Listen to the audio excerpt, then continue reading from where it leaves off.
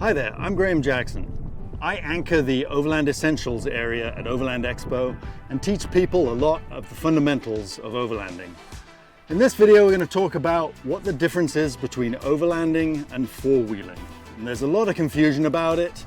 I've heard a lot of people who out there on the internet, because everything's absolutely right on the internet, who say it's no different from car camping, overlanding is, or it's no different from four-wheeling, or it's no different from any of these other things. But that's not quite true.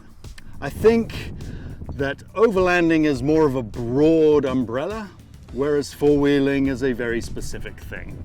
So if we talk about four-wheeling, and I've done a lot of it, and I've been involved with clubs and vehicles, groups that go and do trails in the backcountry, usually on tougher trails, usually for a day trip or a weekend or something like that, to go and basically try and conquer or get all the way up a trail and all the way back down again, or all the way out to a certain location and all the way back.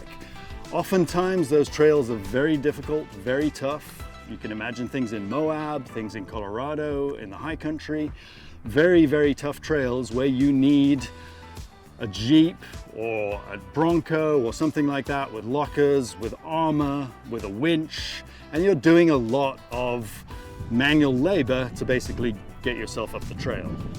Overlanding can involve that if you want to, but in general terms, overlanding is more about the travel to get to a remote location, to go camping or to go and enjoy the environment where you're not conquering nature, you're actually enjoying nature. So what's four-wheeling? Well, I've done a lot of four-wheeling as well. I was a member of the Sully Hull Society. I had a Land Rover. We went off into the backcountry in Colorado, and basically it involved going up a trail for a day trip or maybe a weekend trip, camping at the top in the high country and then coming back down. The trails are generally very difficult, very challenging, lots of stuck incidents. Those of you who are men will relate to this and think, wow, that's a cool thing to do. And all of the women watching are going to be like, well, that is the most boring thing on the planet, because all we're going to do is watch them get stuck and get unstuck again, which is a lot of what four-wheeling involves. Now, that's not completely true. A lot of people go out to Moab, they take some of the really tough trails that are, very, very challenging, and it's a really fun sport and it's a really fun thing to do. But again, it is generally a very finite time frame on four-wheeling. So you go out, you do a four-wheeling trip, you come back, you stay at a hotel. Or you go up in the high country, do a four-wheeling trip to get there, come back down the trail, go to a restaurant, go home, go to sleep. When you're overlanding, you're using probably a vehicle that's less capable. It's more of a compromise. Doesn't have all of the articulation, doesn't have massive suspension, doesn't have massive tires, although not always true, but usually that's true.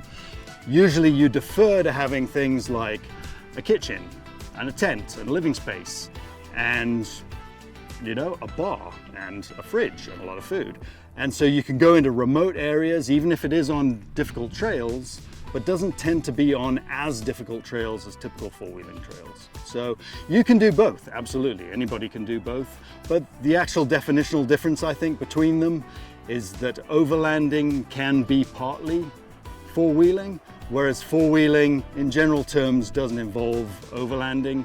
It can be a bit of car camping. It's usually a short trip, maybe maximum of a week, where in overlanding, you're probably going for thousands of miles on dirt into remote back areas and not generally looking for very, very difficult trails. You're not looking to conquer nature, you're looking to enjoy nature. So hopefully that gives you a good idea of what overlanding is and how it differs from four-wheeling. Maybe it was something you were curious about, maybe not. But to learn more, go to Overland Expo, any of the events, go to overlandexpo.com, follow us on social media, and get out there and explore the world.